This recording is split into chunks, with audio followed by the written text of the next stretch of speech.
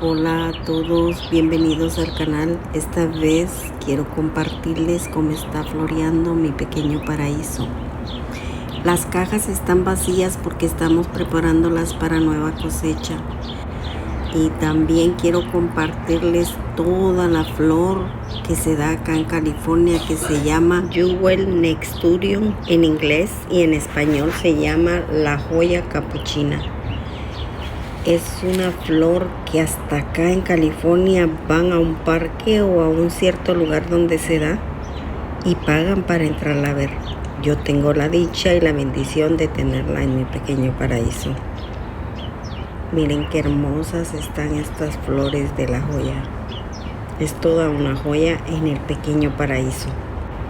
Y acá está lo que está por cultivarse en las cajas. Miren qué bella es la flor del paraíso, y sin paraíso pues no es paraíso. Y espero estén disfrutando el canto de los pájaros. Es un canto original que también se da aquí en el pequeño paraíso. Miren cómo están de bellos mis rosales. Miren qué hermosuras. Todos mis rosales, mis flores están en plena floración. Miren qué bellos.